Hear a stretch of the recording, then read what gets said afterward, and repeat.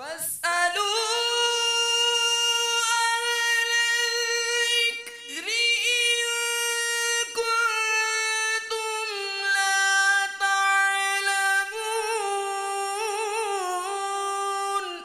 اے لوگو علم والوں سے پوچھو اگر تمہیں علم نہ ہو۔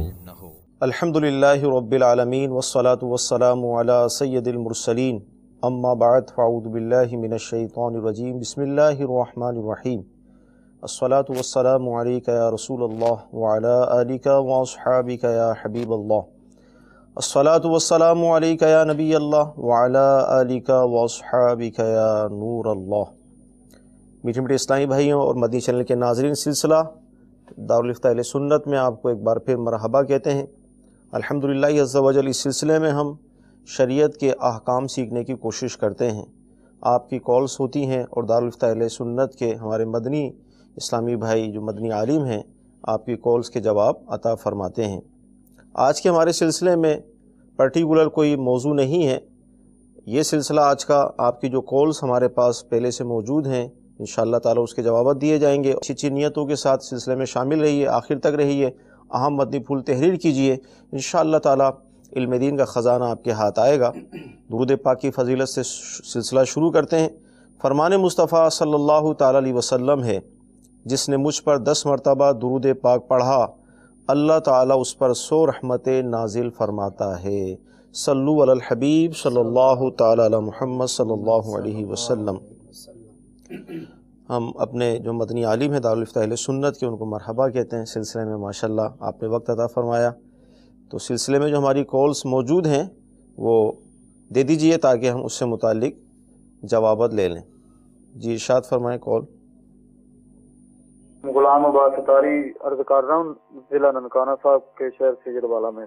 جی میں آپ سے سوال یہ پوچھنا چاہتا ہوں کہ جانوروں کا جو پیشاب کپڑوں کے چھینٹیں آ جاتی ہیں، گائیں اور بھینسوں کا ہم کام کرتے ہیں، اس میں ذکر و اذکار کر لینا، درود پاک پڑھ لینا۔ جی السلام علیکم بھائی، ہمارا یہ سوال ہے کہ جو یہ انسان کو غسل پڑتا ہے اس لیے غسل کرنا چاہیے، تو اس میں باتھ روم میں جاتے ہیں اس وقت غسل کی صورت میں اشہد کا کلمہ پڑھ سکتے ہیں یا نہیں پڑھ سکتے؟ جی انشاءاللہ عرض کرتے ہیں مزید۔ میرا نام علاء الدین ہے جی۔ میں نے یہ پوچھنا تھا، یہ جو عمرہ ہے کم سے کم کتنے دن کا ہوتا ہے؟ 14 دن سے کم بھی ہوتا ہے یا 14 دن کا پورا ہوتا ہے؟ انشاءاللہ عرض کرتے ہیں جی مزید۔ اظہر علی گھوٹکی سے میرا یہ سوال ہے کہ اگر فرض کر کئی گھر میں یا مسجدوں میں میٹر بجلی کے نہیں لگے ہوئے تو وہاں سے وضو کرنا اور نماز پڑھنا، وضو ہو جاتا ہے، نماز ہو جاتی ہے۔ السلام علیکم ورحمۃ اللہ وبرکاتہ۔ وعلیکم السلام ورحمۃ اللہ وبرکاتہ۔ جی کال دیجیے گا۔ السلام علیکم ورحمۃ اللہ۔ وعلیکم السلام ورحمۃ اللہ وبرکاتہ۔ محمد ولید اتاری، مرکز الاولیاء لاہور۔ میرا سوال یہ ہے کہ کیا گروی مکان دینا جائز ہے؟ اگر اس صورت میں کہ مثال کے طور پر 5 لاکھ روپے ایڈوانس اور 1000 روپے کرایہ رکھ دیا جائے، ایڈوانس کی صورت میں 5 لاکھ لے لیا جائے تو جائز ہے؟ انشاءاللہ عرض کرتے ہیں۔ غلام عباس بھائی تھے، جانوروں کا پیشاب کو جس طرح کا وہ کام کرتے ہیں، چھینٹے وغیرہ آ جاتے ہیں، تو اب ذکر و اذکار کر سکتے ہیں نہیں کر سکتے؟ الحمدللہ رب العالمین والصلاة والسلام علی سید الانبیاء والمرسلین، اما بعد فاعوذ باللہ من الشیطان الرجیم، بسم اللہ الرحمن الرحیم۔ گائے، بھینس وغیرہ جانوروں کا جو پیشاب ہے جی یہ نجاست خفیفہ ہے۔ صحیح۔ اب اگر یہ کپڑوں کے اوپر آ جاتی ہے، چاہے نجاست غلیظہ ہے چاہے نجاست خفیفہ ہے، تو کپڑوں کو ان سے ملوث رکھنا کہ جو ہے وہ خواہ کپڑے نجس ہی رہیں، یہ تو درست نہیں ہے۔ صحیح۔ کپڑوں کو جو ہے وہ پاک ہی رکھنا چاہیے، چاہے وہ نجاست غلیظہ ہو چاہے وہ نجاست خفیفہ ہو۔ ٹھیک ہے۔ ہاں بعض صورتیں ایسی ہوتی ہیں کہ جن میں بچنا مشکل ہوتا ہے، تو اب ان کا سوال یہ تھا کہ ایسی صورت میں ہم ذکر و اذکار کر سکتے ہیں یا نہیں؟ تو اگر کپڑے نجس ہیں تو ذکر و اذکار کرنے میں شرعاً کوئی حرج نہیں ہے۔ ٹھیک ہے۔ ہاں جس جگہ کے اوپر ذکر کر رہے ہیں، جس جگہ پر بیٹھے ہیں، کھڑے ہیں، وہ جگہ نجاست والی نہیں ہونی چاہیے، صحیح، گوبر کا ڈھیر نہیں ہونا چاہیے، یا جہاں پیشاب پڑا ہوا ہے وہ والی جگہ نہیں ہونی چاہیے، اس سے ہٹ کر پاک جگہ پر بیٹھے، یہ کپڑے پہنے ہوئے ہیں، صحیح، تو اس صورت میں ذکر اللہ کرنے میں شرعاً کوئی خرابی نہیں ہے، جائز ہے یہ، ٹھیک، اور بندے کو کرتے رہنا چاہیے کہ ہر ٹائم جو ہے وہ اس کی زبان ذکر و درود سے تر رہے، تو یہ اچھی عادت ہے۔ صحیح۔ اگلے ہمارے کالر تھے، غسل جیسے عوام میں بھی بات پائی جاتی ہے کہ ہر چیز کو پاک کرنے سے پہلے کلمہ شریف کا پڑھنا، تو وہ غسل خانے میں تو کیا کلمہ شہادت پڑھیں، کیا کریں؟ دیکھیں، غسل خانے میں جب نہا رہے ہوں تو اس وقت کسی قسم کا کوئی کلام نہیں کرنا چاہیے، ٹھیک ہے، نہ کوئی دعا پڑھنی چاہیے، نہ کوئی اور گفتگو کرنی چاہیے۔ صحیح، وہ جو عوام کا ایک ذہنی تصور ہے کہ جب تک کلمہ نہیں پڑھیں گے تو اس وقت تک پاک نہیں ہوں گے، تو اس میں عرض یہ ہے کہ پاکی جو ہے وہ کلمے سے حاصل نہیں ہوتی ہے، پاکی جو ہے وہ پانی سے حاصل ہوتی ہے، ٹھیک ہے، طہارت پانی سے حاصل ہوتی ہے۔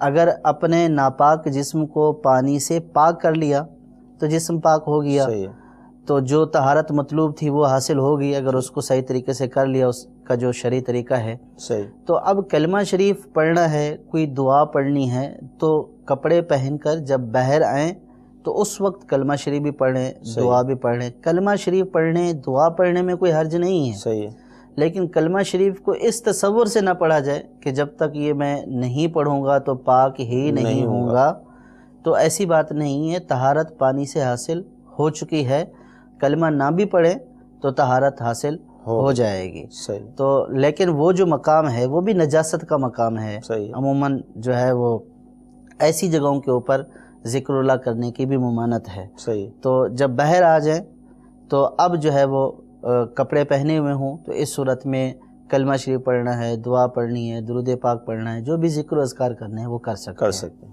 غسل خانے کے اندر اس طرح کے کلمات وغیرہ نہ پڑھے جائیں۔ عمرہ کے حوالے سے تھا سوال، عمرہ کتنے دن کا ہوتا ہے؟ یہ انتہائی جو ہے وہ سادہ پن کی علامت ہے، اور بعض اوقات عموماً لوگوں کو پتہ بھی نہیں ہے کہ جیسے کہتے ہیں کہ حج پڑھنے جا رہے ہیں، جی جی، عمرہ پڑھنے جا رہے ہیں، تو حج اور عمرہ یہ مخصوص افعال کا نام ہے، یعنی کہ کچھ فعل کیے جاتے ہیں تو ان افعال کے کرنے کا نام جو ہے وہ جو شریعت نے لازم کی ہیں تو اس سے حج حاصل ہو جاتا ہے، اسی سے عمرہ حاصل ہو جاتا ہے۔ تو عمرہ نہ تو 14 دن کا ہے نہ 1 دن کا ہے۔ عمرے میں جو ضروری چیزیں ہیں وہ یہ ہے کہ جو بندہ احرام کے ساتھ مکہ شریف جائے گا، جو اس کے ارکان ہیں، طواف کرنا، سعی کرنا، اور پھر اس کے بعد حل کرنا، یہ سارے معاملات، یعنی کہ قصر کرے یا حل کرے۔ عورتیں جو ہے وہ 1 پورے کے برابر جو ہے وہ بال کاٹیں گی، مرد کے لیے حل کرنا افضل ہے، اور قصر بھی کر لے گا تو ہو جائے گا، یعنی کہ اس کا واجب ادا ہو جائے گا۔ تو عمرہ تو ان افعال کا نام ہے کہ جا کر احرام باندھ کر جب جائیں گے تو جا کر طواف کریں گے، اور طواف کے بعد سعی کریں گے، اور سعی کر کے حل کریں گے، تو ہمارا عمرہ ہو گیا۔ تو یہ جو افعال ہیں اس کے لیے نہ تو دن کی ضرورت ہے، بلکہ یہ زیادہ سے زیادہ اگر کوئی آرام سے بھی کرے کہ 2 گھنٹے میں ان افعال سے فارغ ہو جاتا ہے۔ مطاف اگر خالی مل جائے تھوڑا سا، جی، تو اس سے پہلے بھی ہو سکتا ہے، اور بالکل آرام سے کرے، نارمل اس میں کرے، تو 2 گھنٹے میں یہ تمام اراکین عمرے کے ادا ہو جائیں گے۔ اب اس کا عمرہ ہو گیا۔ اب یہ جو 14 دن کے لیے ہوتا ہے یہ تو وہاں پہ جو ایک پیکج بنا ہوتا ہے، یا گورنمنٹ کی طرف سے یہ ہوتا ہے کہ جو بھی آئے گا وہ اتنے دن کے لیے آئے، اس کو اس سے زیادہ یہاں رہنا الاؤ نہیں ہے۔ تو مزید جو ہے وہ حرمین شریفین کی برکتیں حاصل کرے وہاں پہ، جو ہے وہ اب ظاہر ہے کہ جو جاتا ہے عمرے کے لیے تو صرف اس لیے نہیں جاتا کہ عمرہ کر کے واپس آ جائے، وہاں جو ہے وہ حرمین شریفین کی برکتیں حاصل کرے، وہاں کے مقدس مقامات کی زیارت کرے، پھر مکے سے مدینہ شریف کی حاضری۔ تو یہ جو افعال ہیں تو یہ کوئی فرض یا واجب نہیں ہے، جو عمرہ ہے وہ ان مخصوص افعال کا نام ہے، اس کے لیے نہ تو 14 دن کی ضرورت ہے نہ 15 دن کی، بس جتنے ٹائم یہ ادا ہو جاتے ہیں تو ان افعال کو ادا کرے تو عمرہ ہو جائے گا۔ سبحان اللہ۔ کرنے والے ایک دن میں 2 3 بھی کرتے ہیں۔ ہاں، اب اس میں یہ ہوتا ہے کہ اب یہ بھی بعض اوقات یہ ہوتا ہے کہ پھر دوبارہ بھی کیا کر سکتے ہیں۔ جی جی، تو اس میں یہ ہے کہ عمرہ ایک کر لیا تو اس احرام سے فارغ ہو گئے جب اس کے تمام اراکین ادا کر لیے۔ اب چونکہ یہ جو ہے وہ وہاں مکی کے حکم میں ہے، اب یہ جو ہے وہ حدود حرم جو مسجد عائشہ ہے سے عموماً لوگ جاتے ہیں رضی اللہ تعالیٰ عنہ، تو وہاں سے احرام باندھ کر آئے اور دوبارہ عمرہ کر لے۔ اب دن بھر میں جتنے بھی اللہ تعالیٰ نے اس کو طاقت دی ہے، استطاعت دی ہے، جتنے بھی عمرے کرنا چاہے اس طرح وہ دن بھر میں کر سکتا ہے، عمرہ کرے، طواف کرے خانہ کعبہ شریف کا، نوافل ادا کرے، قرآن پاک کی تلاوت کرے کہ اللہ تبارک و تعالیٰ نے حرم پاک جیسی مقدس جگہ کے اوپر آنے کی سعادت بخشی ہے، تو جہاں ایک نیکی کا ثواب جو ہے وہ 1,00,000 کے برابر ہے، تو وہاں پہ حرم کی جب اللہ تبارک و تعالیٰ نے وہاں کا قیام میسر فرمایا ہے، عطا فرمایا ہے، اللہ تعالیٰ کی رحمت سے وہاں پہ پہنچ گئے، تو نیک اعمال کرے، روزہ رکھے، تو اپنے جتنا بھی وقت ہے عبادات میں گزارے، دیگر عبادات بھی ہیں، عمرہ بھی ہے، چاہے تو عمرہ کرے، اسی ایک عمرے پر اکتفا کرے کہ جو احرام باندھ کر گیا تھا اسی کو کر لے، چاہے تو اور بھی عمرے جو ہے وہ کر سکتا ہے۔ اب اس میں کرنے بھی چاہیے، ایک طرح کی آسانی بھی ہے کہ یہاں سے جو ہے وہ 70، 80، 90 ہزار روپیہ خرچ کر کے، لاکھوں خرچ کر کے گیا جاتے، اور ایک عمرہ جو ہے وہ جا کر جو ہے اس نے کر لیا، یہ وہاں جانے کا کرایہ اور خرچہ ہو گیا۔ اب وہاں کا عمرہ جو مسجد عائشہ سے کیا جاتا ہے یا جو ہے وہ حدود حرم سے کہیں سے بھی احرام باندھ کر کیا جاتا ہے، وہ تو 2، 4، 5 ریال میں ہو جاتا ہے۔ صحیح بات۔ تو ایک طرف آپ ہزاروں خرچ کر کے گئے تو وہ عمرے کی سعادت پائی، اور ایک وہ سعادت ہے کہ جو آپ کو 2، 4، 5 ریال میں حاصل ہو جائے گی، تو اس میں بندے کو چاہیے کہ وہ سعادت بھی حاصل کرے، دیگر جو عبادات ہیں ان کی سعادتیں بھی حرم پاک میں حاصل کرے۔ سبحان اللہ، اللہ تعالیٰ ہم سب کو بار بار یہ سعادتیں نصیب کرے، آمین۔ تو عمرہ 14 دن کا نہیں ہوتا، آپ کو جواب مل گیا، مخصوص اس کے ارکان جو ادا کرنے، ایک دن میں 2، 3 مرتبہ بھی عمرہ ہم کر سکتے ہیں۔ ایک ہمارے کالر تھے، بجلی کی جو چوری ہوتی ہے، اب بجلی کی چوری ہو رہی ہے، میٹر ہی نہیں لگا، تو اس مقام پر نماز پڑھنا، اس سے آنے والے موٹر کے ذریعے جو پانی آتا ہے اس سے وضو کرنا کیسا؟ دیکھیے کہ جہاں میٹر نہیں لگا ہوا، سائل کا سوال یہ تھا کہ وہاں پہ، تو جہاں میٹر نہیں لگا ہوا تو وہاں پہ ہر جگہ ہم یہ نہیں کہیں گے کہ چوری کی بجلی ہے۔ صحیح ہے۔ بعض جگہوں پر کنڈے اتھرائز بھی ہیں، ٹھیک ہے، یعنی کنڈا لگا ہوا ہے اور جو متعلقہ محکمہ ہے اس کی طرف سے باقاعدہ بل ہوتا ہے، بل ادا کیا جاتا ہے۔ اچھا، بعض علاقوں میں، یہاں باب المدینہ میں بعض علاقوں میں انہی کے اوپر اتھرائز کر دیے گئے ہیں اور وہ بل ادا کر رہے ہیں اگرچہ میٹر نہیں ہے۔ صحیح ہے۔ لیکن جہاں پہ غیر قانونی کنڈا لگا ہوا ہے، صحیح، میٹر نہیں لگایا، غیر قانونی کنڈا لگایا ہے، تو یہ غیر قانونی کنڈا لگانا ناجائز ہے۔ صحیح، لیکن اس مسجد میں نماز پڑھنا ناجائز نہیں ہے۔ صحیح، یہ انتظامیہ کی غفلت ہے، یا یوں سمجھیں کہ انتظامیہ والوں کی نااہلی ہے، صحیح، کہ یہ مسلمانوں کا مقدس مقام ہے، تو اس مقدس مقام کو اس طرح کی ناجائز علیشوں سے پاک رکھیں۔ صحیح۔ جب آپ نے مسجد بن گئی اور اللہ تبارک و تعالیٰ کی رحمت سے مسلمان مساجد کے معاملے میں تعاون کرتے ہیں، صحیح ہے، عطیات اپنے دیتے ہیں، اور مسجد میں خرچ کرنا کار خیر ہے، ثواب کا باعث ہے، صحیح، تو جب مسلمان دیتے ہیں عطیات تو صرف سستی اور کاہلی سے جو ہے وہاں پہ میٹر نہ لگانا، کنڈا لگا لینا، تو یہ ناجائز و حرام ہے۔ لوگوں کو باتیں بنانے کا بھی، جی بالکل، لوگ کیا باتیں بنائیں گے، یعنی کہ یہ تو سیدھا سیدھا وہ ہوا نا، مسجد کے اوپر آیا نا، اب وہ مسجد کی انتظامیہ کو برا بھلا کہتے ہیں۔ صحیح بات ہے، غیبت ہے، تو مسجد کی انتظامیہ کی برائی بھلائی الگ، ظاہر ہے کہ مسجد کو تو کچھ نہیں کہا جا سکتا اور وہ جائز بھی نہیں ہے، اور بعض صورتوں میں کفر بھی ہے۔ صحیح، تو وہ انتظامیہ کے اوپر ہی اس کی طعن و تشنیع آتی ہے۔ تو اگر یہ انتظامیہ والوں کی غفلت سے ہے، صحیح، یہ انتظامیہ والوں کو بھی مورد الزام اس وقت ٹھہرایا جا سکتا ہے کہ جب ان کی غفلت کی وجہ سے نہ لگ رہا ہو۔ صحیح، اور اگر محکمے کی طرف سے پیچیدگیاں ہیں یا اس طرح کے معاملات ہیں تو پھر محکمے والوں کو بھی اس بات کا غور کرنا چاہیے کہ مسلمانوں کے مسجد جو ہے وہ مقدس مقام ہے، شعائر اسلام میں سے ہے، صحیح، تو ان جگہوں کے اوپر بجلی کی فراہمی یا اس طرح کے میٹر کی فراہمی اگر انتظامیہ کی طرف سے درخواست دی جاتی ہے تو ہنگامی بنیادوں کے اوپر کرنی چاہیے، تاکہ مسلمان جو ہے وہ اہتمام کے ساتھ لائٹ میں، روشنی میں، اور دیگر آج کل سارے کام جو ہیں وہ بجلی کے اوپر ہیں اور معطل ہو کر رہ جاتے ہیں۔ صحیح بات، پنکھا نہیں چل رہا اور جو ہے وہ موٹر نہیں چلے گی تو پانی کیسے آئے گا، وضو وغیرہ کے معاملات ہیں۔ تو اس صورت میں محکمے والوں کو بھی چاہیے کہ وہ مساجد اور مدارس وغیرہ جو اس طرح کے جو ہے وہ ہمارے مذہبی مقامات ہیں جہاں پہ لوگ عبادات کرتے ہیں پڑھتے ہیں، تو ان کو ہنگامی بنیادوں کے اوپر یہ فیسلٹی دینی چاہیے، اور انتظامیہ والوں کے اوپر بھی لازم ہے کہ خدا را وہ مسجد کو اس طرح کے غلط تصرفات سے پاک کرے، اور جو ہے وہ کنڈے لگا کر مسجد کی بجلی نہ چلائیں، صحیح، اور ناجائز کام نہ کریں۔ لیکن یہ یاد رہے کہ یہ کنڈا لگانا ہی ناجائز ہے، یعنی یہ کنڈا لگانے والے ناجائز کام کا ارتکاب کر رہے ہیں، لیکن اس مسجد میں نماز پڑھنا ناجائز نہیں، نماز ہو جائے گی، نماز ہو جائے گی۔ ٹھیک۔ مکان کو گروی رکھنا یا لینا کچھ پیسوں کے حوالے سے سوال تھا ہمارا۔ یہ سوال جو ہے وہ اصل میں جو جس صورت کو انہوں نے گروی قرار دیا ہے، جی جی، وہ گروی کی صورت نہیں ہے، وہ یہ تھا کہ جو ایڈوانس دیا جاتا ہے مکان کرائے پر لیتے وقت، جی جی، وہ زیادہ مقرر کر دیا، صحیح، مثلا 5 لاکھ روپے مقرر کر دیے، اور اس کا کرایہ جو ہے وہ 1000 مقرر ہو گیا، صحیح، اگر ایڈوانس کم ہوتا تو کرایہ زیادہ ہوتا۔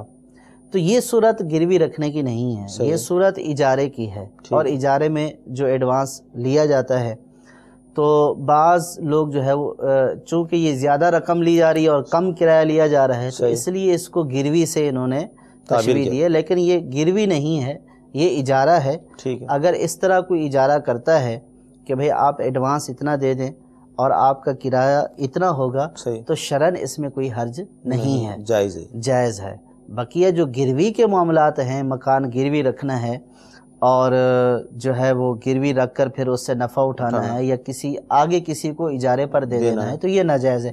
مثلا یوں کہ کوئی کسی سے قرض لے لے کہ بھئی 5 لاکھ جو ہے وہ آپ مجھے جو ہے وہ 5 لاکھ روپیہ کسی کو ضرورت ہے، مجھے ضرورت ہے، میں بولوں کہ 5 لاکھ روپیہ مجھے دے دیں اور یہ میرا مکان اس کے بدلے میں آپ گروی رکھ لیں۔ صحیح، گارنٹی کے طور پر یا کسی بھی حوالے سے، یہ گروی رکھنا ہی کہلاتا ہے۔ صحیح، آپ گروی رکھ لیں، صحیح، وہ گروی ایک طرح کی گارنٹی ہوتی ہے کہ میرے اوپر جو لازم ہے اس کا عوض میں نے مکان کی صورت میں دے دیا، تاکہ کل اگر میں یہ آپ کے پیسے واپس نہیں کرتا ہوں مکان ہے تو آپ اپنا جتنا اس کا آپ کا قرض ہے وہ اس سے آپ کیا کر لیں، وصول کر لیں۔ ٹھیک ہے۔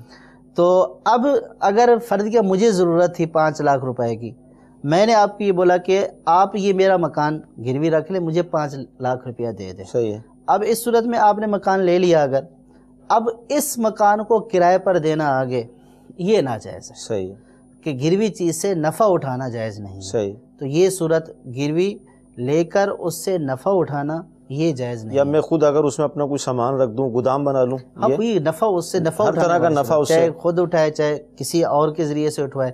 اب اس میں یہ بھی کرتے ہیں لوگ کہ ٹھیک ہے، بعض اوقات یوں بھی ہوتا ہے کہ آپ نے مجھے 5 لاکھ فرض کیا دے دیے، مجھے ضرورت تھی، میں نے مکان گروی رکھ دیا، اب میں مکان میں رہ رہا ہوں، صحیح ہے، تو اب جو گروی رکھنے والا ہے وہ یہ کہتا ہے کہ آپ اس کا 2000 کرایہ دیں، جب تک میں 5 لاکھ نہیں لوٹاؤں گا تو آپ اس کا 2000 روپے تک کرایہ دیتے رہیں گے۔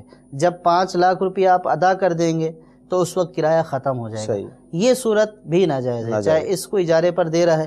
اس کو تو اجارے پر اس لیے بھی نہیں دیا جا سکتا، ایک تو یہ ہے کہ گروی چیز سے نفع اٹھانا جائز نہیں ہے، ٹھیک ہے۔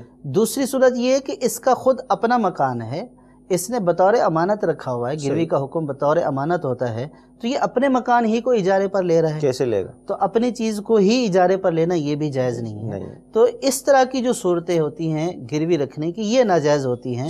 اور جو معاملہ سائل نے ذکر کیا ہے کہ ایڈوانس جو ہے وہ ڈپازٹ 5 لاکھ اور 1000 جو ہے وہ کرایہ، تو یہ صورت ناجائز کی نہیں ہے، صحیح، یہ کرایہ داری کی صورت ہے اور یہ جائز ہے۔ ٹھیک ہے جی، مزید کال دیجیے گا۔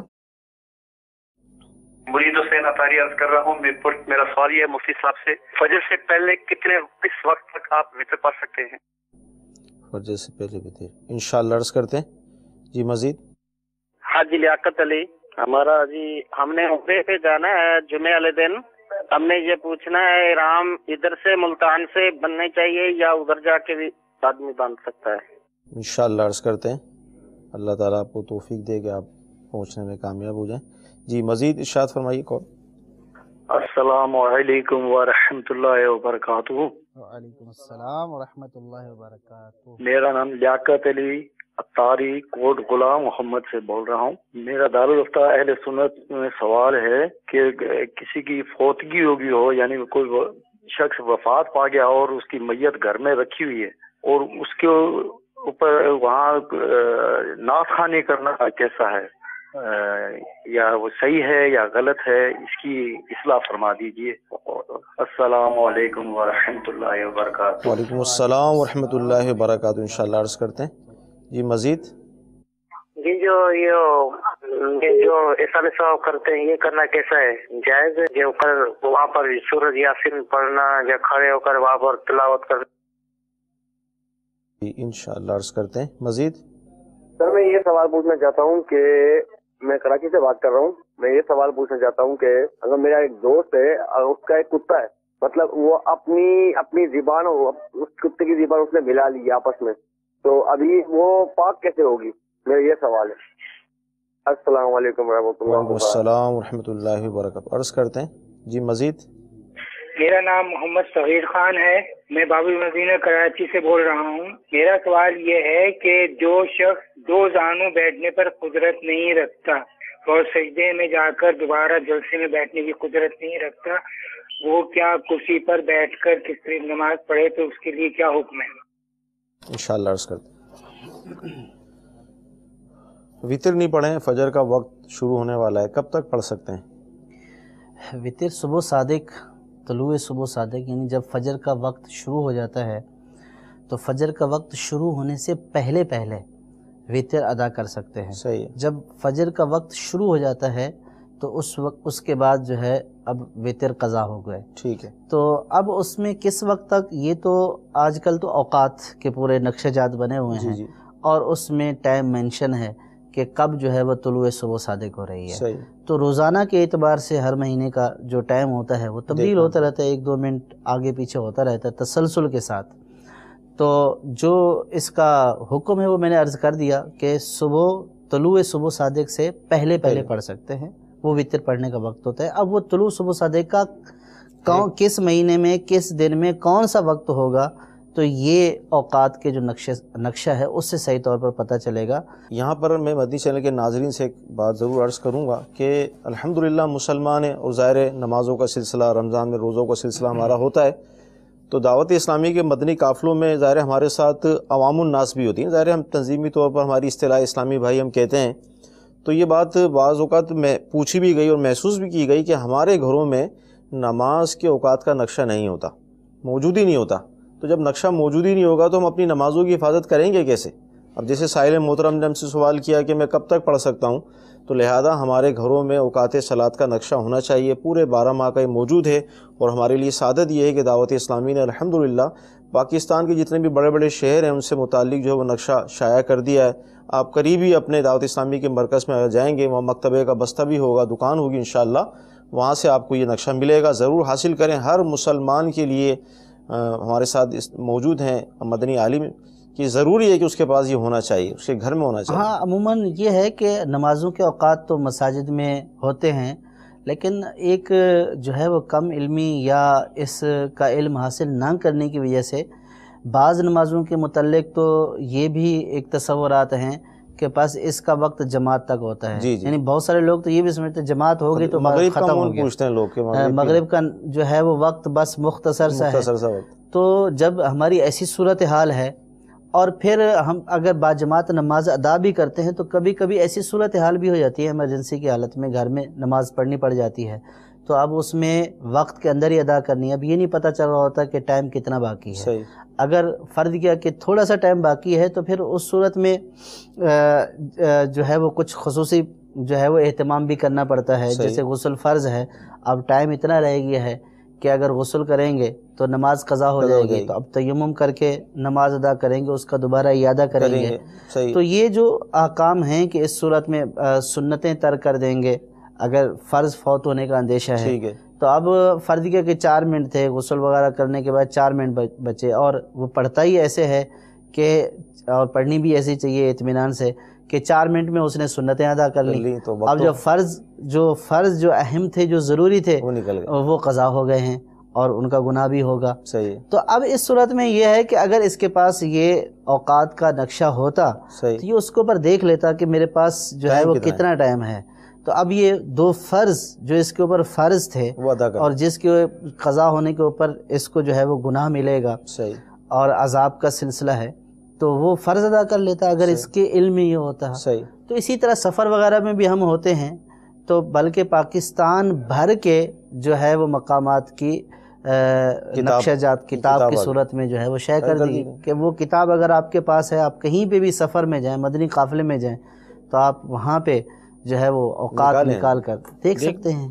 بلکہ دنیا بھر کے اوقات دعوت اسلامی کی ویب سائٹ پر موجود ہیں. تو یہ بہت ضروری اس اعتبار سے ہے کہ عموماً نماز کے عادی شخص کو بھی کبھی کبھار اس کی ضرورت پڑ جاتی ہے.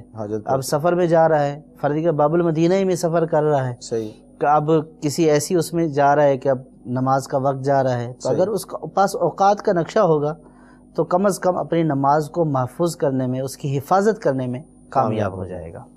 نیت کر لیں کہ انشاءاللہ ضرور حاصل کریں گے. لیاقت بھائی ہمارے ملتان شریف سے عمرے پہ تشریف لے جا رہے ہیں تو احرام کہاں باندھیں کب باندھیں؟ دیکھیں کہ جو شخص آفاقی مکہ شریف جانے کی نیت سے مکہ کا سفر کرتا ہے چاہے وہ تجارت کا ہو چاہے وہ حج کا ہو چاہے وہ عمرہ کا ہو تو میقات سے پہلے اس کو احرام باندھنا ہے. ٹھیک ہے. یعنی میقات احرام کے ساتھ ہی جو ہے وہ کراس کرنا ہے. صحیح.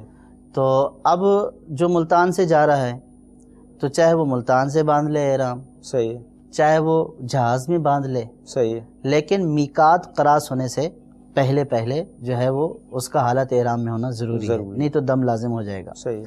اب جو پاکستان سے جاتے ہیں ان کا جو میقات آتا ہے وہ جہاز ہی میں آتا ہے. صحیح. وہ جو میقات کا جو حدود ہیں وہ جہاز میں آتی ہیں جدہ اترنے سے 20-25 منٹ پہلے آ جاتی ہیں. یلملم. تو یلملم وہ سمندر کے اندر ہے. صحیح. تو اب جو ہے وہ اگر گھر سے باندھ کر جائے نیت نہیں کرے نیت جہاز میں کر لے صحیح تو یہ بھی جائز ہے. صحیح. اور جہاز میں باندھ لے اپنے پاس احرام رکھے اور جہاز میں باندھ لے اور میقات کراس ہونے سے پہلے جو ہے وہ نیت کر لے اور احرام باندھ لے تو یہ بھی جو ہے وہ درست ہے. صحیح. لیکن اس میں مسئلہ یہ ہے کہ بہت سارے لوگوں کو یہ نہیں پتہ ہوتا کہ احرام جو ہے وہ باندھنا کہاں سے ہے. وہ یہ کہتے ہیں کہ اطمینان سے وہیں پہ جا کر ہوٹل میں باندھ لیں گے اور بعض یہ ہوتے ہیں کہ جہاز میں باندھ لیں گے. صحیح. لیکن حال یہ ہوتا ہے کہ وہ جو احرام ہوتا ہے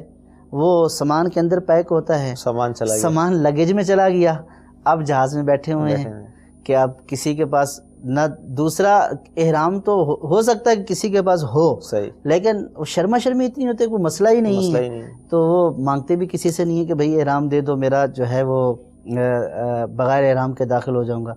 تو بہت سارے لوگ یوں بھی کرتے ہیں. تو لہٰذا احتیاط اسی میں ہے کہ احرام جو ہے وہ گھر سے یا ایئرپورٹ پر جو ہے وہ اطمینان سے باندھ لے.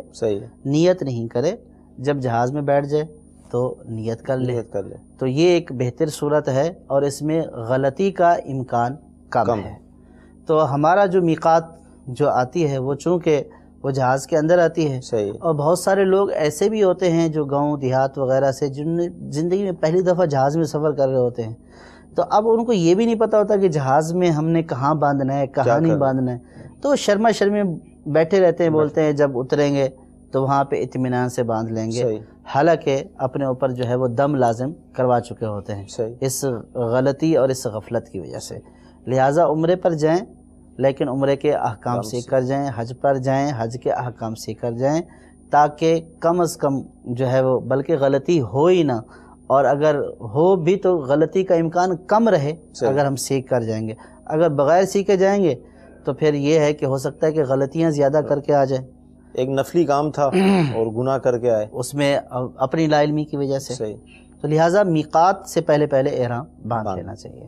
اس کے لیے امیر اہل سنت کی کتاب رفیق المعتمرین، یہ عمرے سے متعلق کتاب ہے، اس کو حاصل کر لیں۔ بغیر علم دین حاصل کیے عمرے پہ جائیں گے، حج پر جائیں گے تو غلطیاں ہو جاتی ہیں، اور ہمارا یہ سلسلہ بھی اسی لیے رکھا گیا تاکہ امت کی خیر خواہی ہو اور شریعت کے احکام انہیں سکھائے جائیں۔ اور یہ اس وقت جو گفتگو ہو رہی ہے آپ کو ایک ترغیب دلائی جا رہی ہے کہ آپ اس طرح سیکھ کر یہ کام کریں گے تو انشاءاللہ عز و جل کام آپ کا صحیح ہوگا۔ لیاقت بھائی تھے ہمارے یہ سندھ سے، فرما رہے ہیں کہ فوت میت رکھی ہے تو میت کے سامنے ہم نعت خوانی وغیرہ کر سکتے ہیں؟ شرعاً کوئی اس میں قباحت تو نہیں ہے؟ میت کو اگر ڈھانپا ہوا ہے کپڑے کے اندر تو قرآن پاک کی تلاوت کرنا، ذکر و اذکار کرنا سب جائز ہے، ٹھیک، اور اس میں شرعاً کوئی حرج نہیں۔ نعت خوانی بھی کر سکتے ہیں؟ نعت خوانی بھی کر سکتے ہیں۔ اسی طرح ایک اسلامی بھائی تھے، ایصال ثواب کرنا کیسا؟ ایصال ثواب کسی بھی حوالے سے اگر ہم کرنا چاہیں تو کیسا یہ فعل؟ ایصال ثواب کرنا ایک جائز کام ہے اور ایصال ثواب کرنا چاہیے۔ ایصال ثواب زندوں کو بھی کیا جاتا ہے، ایصال ثواب جو فوت ہو جائیں ان کو بھی کیا جاتا ہے۔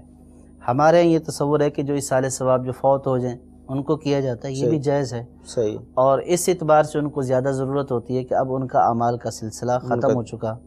ہمارا جو بھیجا ہوا ثواب ہوتا ہے جو ہم ایصال کرتے ہیں، یہ ثواب بھی ان کی مغفرت کا ذریعہ بن سکتا ہے۔ تو اس لیے بندہ کوئی سی بھی جو ہے وہ بدنی عبادت کرے، کوئی مالی عبادت کرے، ہر طرح کی عبادت کا ثواب اپنے مرحومین کو پہنچا سکتا ہے، اور اس کا ثواب مرحومین تک پہنچتا ہے۔ یہ جو ہے وہ قرآن سے بھی ثابت ہے، احادیث پاک سے بھی ثابت ہے۔ حدیث پاک میں آیا کہ حضرت سعد رضی اللہ تعالیٰ عنہ سرکار صلی اللہ تعالیٰ علیہ وسلم کی بارگاہ میں حاضر ہوئے، عرض کی یا رسول اللہ صلی اللہ تعالیٰ علیہ وسلم، سعد کی ماں کا انتقال ہو گیا، اب اس کے لیے کیا کیا جائے؟ تو سرکار صلی اللہ تعالیٰ علیہ وسلم نے فرمایا کہ اس کے لیے کنواں کھدوا دو۔ تو انہوں نے کنواں کھدوایا اور کہا کہ یہ سعد کی ماں کے لیے ہے۔ سبحان اللہ۔ تو یہ جو ان کا یہ فعل تھا، سرکار صلی اللہ تعالیٰ علیہ وسلم کا فرمانا کہ کنواں کھدوا دو اور ان کی طرف منسوب کرنا، یہ ایصال ثواب ہی ہے۔ تو اس لیے ایصال ثواب جو ہے وہ کرتے رہنا چاہیے۔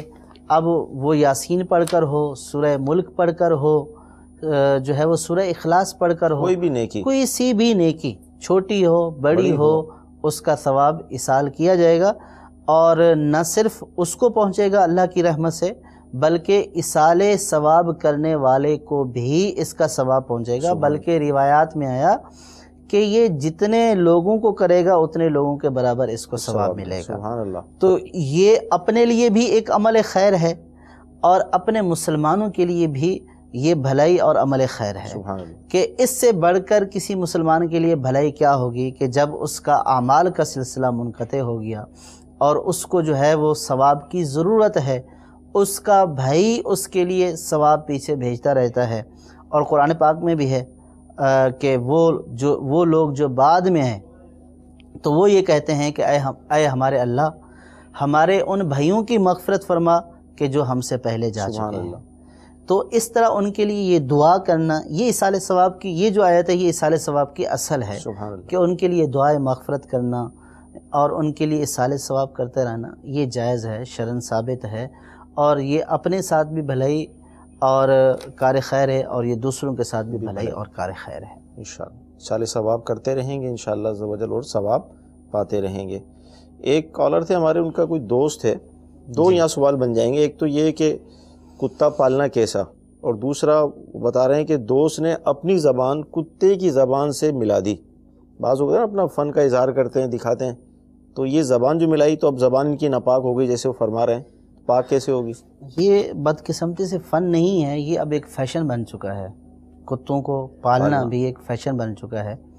اور جہاں ہمیں یہود و نصارہ کی بہت ساری عادات مسلمانوں کے اندر سرایت کر چکی ہیں، تو ان میں سے ایک غلط جو وہ عادت ہے وہ یہ کتوں کے پالنے والی بھی ہے۔ ہاں، کتا پالنا کسی صحیح غرض کے لیے جائز ہے، جانوروں کی حفاظت کے لیے، گھر کی حفاظت کے لیے یہ جائز ہے، اس کا حدیث پاک میں بھی ذکر ہے۔ لیکن شوقیہ طور پر پالنا اس کی شرعاً اجازت نہیں ہے، بلکہ حدیث پاک میں یہ فرمایا کہ جس گھر میں کتا ہوتا ہے یا تصویر ہوتی ہے یا جنبی شخص ہوتا ہے تو اس گھر میں رحمت کے فرشتے داخل نہیں ہوتے ہیں۔ تو اب ہم نے دوسروں کا کلچر لے لیا اور یہ ایک ہماری مطلب ہے کہ عوام کی عموماً عادت ہے کہ جو بھی الٹی سیدھی بات آتی ہے ہم ایک دین کو پیروکار ہیں، ایک دین کو فالو کرنے والے ہیں. ہمارا کوئی سا بھی کام ہو، چاہے وہ دنیاوی طور پر ہو، دینی طور پر، ہم نے اس کو اس پیمانے پر رکھنا ہے، اس چیز کے اوپر، اس میزان پر رکھنا ہے کہ شریعت ہمیں اس کی اجازت دیتی ہے یا نہیں. صرف یہ نہیں کہ یہ ایک فن ہے اور لوگ اچھا لگ رہا ہے تو واہ واہ ہو رہی ہے، یہ نہیں ہے. یہ ہم بطور مسلمان ہمیں اپنے ہر عمل کو اس اعتبار سے جانچنا ہوگا. تو یہ ایک ناجائز جو بات ہے کہ اس طرح شوقیہ طور پر پالنا. اب اس سے بھی بڑھ کر یہ بات کہ جو ہے وہ اس کو اپنے گلے میں ڈالنا، اور اب یہ جو صورت بیان ہوئی کہ جو اس کتے کی زبان کے ساتھ اپنی زبان ملا دینا. اب اگر میں یہ کہوں کہ کتے کا جو لعاب ہے اور کتے کا جو پیشاب ہے، ان دونوں کی نجاست کا دونوں نجاستیں غلیظہ ہیں. صحیح. اب اگر یہ کہا جائے کہ کسی نے کتے کا پیشاب پیا ہے تو اس کو اچھا لگے گا؟ صحیح. تو دونوں کا حکم ایک ہی ہے. جیسی وہ پیشاب والی نجاست ہے ویسی اس کی لعاب والی نجاست ہے. اب زبان لگائی تو زبان کے اوپر لعاب ہوتا ہے. صحیح. تو اب یہ جو اس طرح کرتا ہے وہ یہ سوچ لے کہ کتنی گندی حرکت کرتا ہے. صحیح. اب اگر اس کو یہ کوئی بولے کہ کتے کا پیشاب پی لو تو شاید اس کے اوپر وہ آپے سے باہر ہو جائے، لال پیلا ہو جائے، آنکھیں سرخ ہو جائیں. لیکن اس کو اگر یہ کہا جائے کہ میرے پیارے بھائی آپ یہ جو کرتے ہیں، اپنا زبان کے ساتھ زبان ٹچ کرتے ہیں، اس کا جو لعاب لگتا ہے اس کا بھی وہ پیشاب والا حکم ہے. صحیح. تو یہ ایک بہت ہی گندی اور بری حرکت ہے، یہ نہیں کرنا چاہیے. بلا ضرورت کتے نہیں پالنے چاہیے. اب رہا یہ کہ پاک کیسے ہوگی. صحیح. اب کتے کی نجاست کے بارے میں تو یعنی کہ ابو ہریرہ رضی اللہ تعالیٰ عنہ کا تو موقف یہ تھا کہ بھئی 7 دفعہ اس برتن کو دھویا جائے تبھی جا کر پاک ہوگا. 6 دفعہ پانی سے، 1 دفعہ جو ہے وہ مٹی سے. یہ حضرت ابو ہریرہ رضی اللہ تعالیٰ عنہ کا موقف تھا. صحیح. ہمارا یہ کہ پانی سے دھو لیا تو 1 دفعہ بھی دھو لیا اور اچھے طریقے سے دھو لیا. اگر وہ برتن جو ہے وہ والا نہیں ہے، اس کے اوپر دراڑ نہیں ہے، صحیح، اور بالکل جو ہے وہ چکنا برتن ہے، یعنی کہ یوں کے اوپر اس کا کوٹنگ کی ہوئی ہے، اس کو 1 دفعہ بھی دھو لیا تو نجاست چلی جائے گی. صحیح. لیکن اب اندازہ کیجئے کہ کتے کی نجاست کتنی نجس تھی کہ حضرت ابو ہریرہ رضی اللہ تعالیٰ عنہ فرماتے کہ 6 دفعہ پانی سے اور 1 دفعہ مٹی سے. تو یہ ایک اس کی نجاست کے بارے میں کہ حضرت ابو ہریرہ اس کی نجاست کو اتنا سخت، اور سرکار کی حدیث بیان کیا کرتے تھے. صحیح. تو اب یہ ہے کہ پاک تو خیر یہ ہے کہ اس کو پانی سے دھو لیا جائے. پانی سے جب دھل جائے گی تو پاک ہو جائے گی. صحیح. اب ایک ہی ذریعہ ہے پاکی کا کہ پانی سے دھونے سے پاک ہو جائے گی. کلی کر لیں 2-3 مرتبہ. لیکن یہ عادت اور یہ جو فعل کیا جا رہا ہے کتنا برا فعل ہے. اور ہماری بدقسمتی یہ ہے اس وقت ہمارے معاشرے کی کہ جو تھوڑا سا وہ اپنے سٹیٹس کو ظاہر کرنے کے لیے جی اس نے کتا پالا ہوا ہے، وہ کتا اس کے بیڈ روم میں ہے، وہی کتا اس کے ساتھ سویا ہوا ہے، اپنے بچوں کو ساتھ نہیں سلاتا ہے، کتے کو ساتھ سلاتا ہے. اپنے بچے کو اس نے کبھی نہیں نہلایا ہوگا، کتے کو نہلا رہا ہے. یعنی کتنی ہماری ایک محرومی ہے کہ ہم نے کلچر جو ہے وہ کس طرح اپنا لیا کہ اس کے بچے پیدا ہوئے ہوں گے کبھی بھی اس نے نہیں نہلایا ہوگا. یہاں تک کہ جو اس طرح کے سٹیٹس والے بندے ہوتے ہیں جو اپنے آپ کو دنیا دار کہتے ہیں، اپنے بچوں کو نہلانے کے لیے خادم رکھے ہوتے ہیں. صحیح بات. لیکن ماں بدولت کتے کو اپنے ہاتھ سے کھلاتے ہیں، کتے کو اپنے ہاتھ سے نہلاتے ہیں، لیکن اپنے بچے کو کبھی نہ اپنے ہاتھ سے کھلایا ہوگا. بچے کو کھلانے کے لیے بھی خادم اور بچے کو نہلانے کے لیے بھی خادم. صحیح. بچے کو پیار کرنے کا ٹائم نہیں ہے، لیکن کتے کو پیار بھی اس نے کرنا ہے، کتے کو نہلانا بھی ہے، کتے کو ہاتھ سے کھلانا بھی ہے. اور یہ اس کی ایک بہت جو ہے وہ اس پہ فخر ہوتا ہے کہ جناب یہ اچھی نسل کا کتا ہے. اب یہ خود سوچ لے کہ اس کی طبیعت کتنی گھٹیا ہے. اللہ تبارک و تعالی ہمیں یہود و نصارہ کے تمام برے افعال سے جو ہمارے مسلمان قوم نے اپنا لی ہیں، اللہ تبارک و تعالی ہمیں اس سے نجات عطا فرمائے اور ہمیں سرکار صلی اللہ تعالیٰ علیہ وسلم کی سنت پر عمل کرنے کی توفیق عطا فرمائے. کتوں سے پیار کرنے کے بجائے انسانوں پر پیار کرو، انسانوں کے بچوں پر رحم کرو. ہم انسانوں کے بچوں پر رحم نہیں کرتے، کتوں کے بچوں پر ہمیں بڑا رحم ہوتا ہے. صحیح بات. بس جو کرنے والا کام ہے وہ کریں. جی جو شریعت نے ہم پر کام رکھے ہیں، نمازیں پڑھیں، قرآن کی تلاوت کریں، ذکر و اذکار کریں، اپنی زندگی کا قیمتی وقت فضول کاموں میں ضائع نہ کریں، کیونکہ زندگی صرف ایک ہی دفعہ ملی ہے، دوبارہ زندگی پھر نہیں ملے گی۔ کتوں کی خدمت میں اگر وقت نکل گیا، قبر میں آنکھ کھلے گی تو کیا کریں گے؟ امید ہے کہ آپ انشاءاللہ توبہ بھی کریں گے اور ہمیں SMS بھی کریں گے۔ 2 زانوں پر بیٹھنے کی قدرت نہیں ہے، جلسہ نہیں کر پا رہے، تو اب کیا کرسی پہ نماز پڑھیں؟ اس میں سوال کنڈیشنل ہے، 2 زانوں بھی نہیں بیٹھ سکتے ہیں اور پھر سجدے پہ جاتے ہیں تو دوبارہ اٹھ نہیں سکتے ہیں، تو ان کو اس صورت میں سجدہ کرنے کے اوپر قدرت نہیں ہے اور بیٹھ کر بھی یہ سجدہ کرنے کے اوپر قادر نہیں ہے جو بظاہر صورت انہوں نے بیان کی ہے، تو اس صورت میں کرسی کے اوپر بیٹھ کر اشارے سے یہ نماز ادا کریں۔ ٹھیک جی، مزید کال دے دیجیے گا کر کے ایک نماز پڑھ لیں تو سر دوسری نماز تک اپنا اس کا وضو نہ ٹوٹے، اپنا کھانا وغیرہ کھا لے بندہ تو دوبارہ وضو کرنا پڑے گا؟ جی انشاءاللہ اس کرتے ہیں۔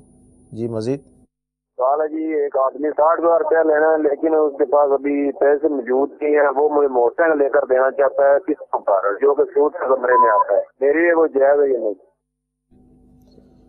انشاءاللہ عرض کرتے ہیں۔ وضو کب تک رہتا ہے سر ایک نماز پڑھنے کے بعد؟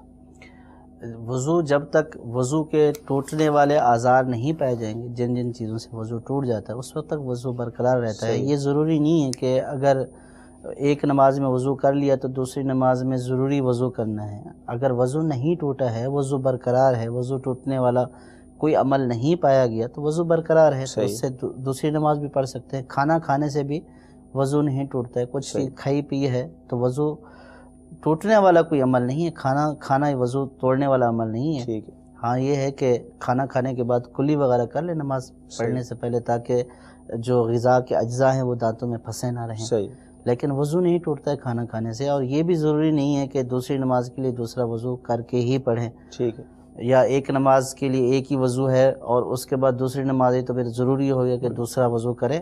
ہاں بعض معذور افراد کے لیے حکم جو شرعی معذور ہوتے ہیں وہ دوسرا ہے، جو بالکل صحت مند توانا ہے، جو شرعی معذور نہیں ہے، شرعی معذور نہیں ہے، جن کو کوئی عذر نہیں ہے ایسا وضو توڑنے والا، تو ان کا وضو بغیر وضو ٹوٹے ہوئے افعال کو کیے بغیر وضو نہیں ٹوٹے گا۔ دوسرے جو کالر تھے صحیح سمجھ میں نہیں آیا ان کو سوال کیا انہوں نے سوال کیا تھا؟ یہ کہنا چاہ رہے تھے کہ کسی نے پیسے دینے ہیں اور وہ 60,000 کے اوپر جو ہے وہ موٹر سائیکل لا کر دے گا اور وہ پھر اس کی قسطیں ادا کرے گا، تو یہ کہہ رہے تھے سودی عمل ہے یہ۔ تو پہلی بات تو یہ ہے کہ قسطوں پر کوئی چیز لینا سودی عمل نہیں ہے۔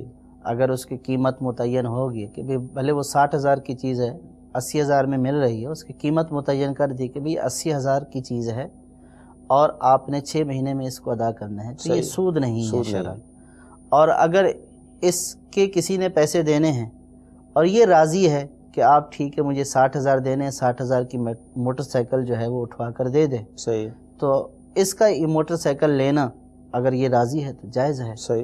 اور جو وہ 60,000 کی چیز 80,000 میں لے رہا ہے اس کو یہ سودی کہہ رہے ہیں، تو یہ سودی صورت بھی نہیں ہے۔ قسطوں پر لینا صرف سود نہیں ہے، ہاں بعض اوقات اس میں ناجائز شرائط شامل ہوتی ہے قسطوں میں لینے میں چیز، اگر ناجائز شرائط شامل ہیں تب بھی وہ سود نہیں کرے گا، وہ ایک عقد فاسد ہو جائے گا، تو لہٰذا اس کو تو سود ہم نہیں کہیں گے۔ اگر کوئی اس کے علاوہ صورت ہے کہ جس میں اشکال ہے کہ بھئی یہ سود ہو رہا ہے، تو وہ صورت بیان کرنے سے ہی اس کا حکم سامنے آئے گا۔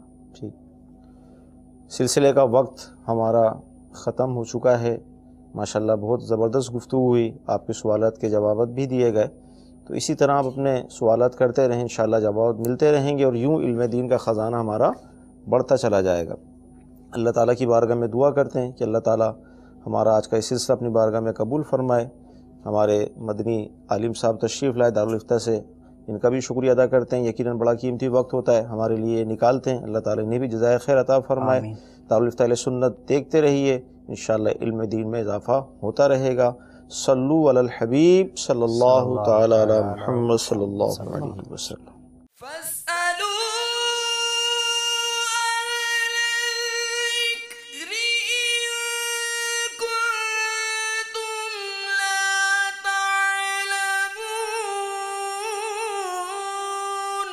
تو اے لوگو علم والوں سے پوچھو اگر تمہیں علم نہ ہو۔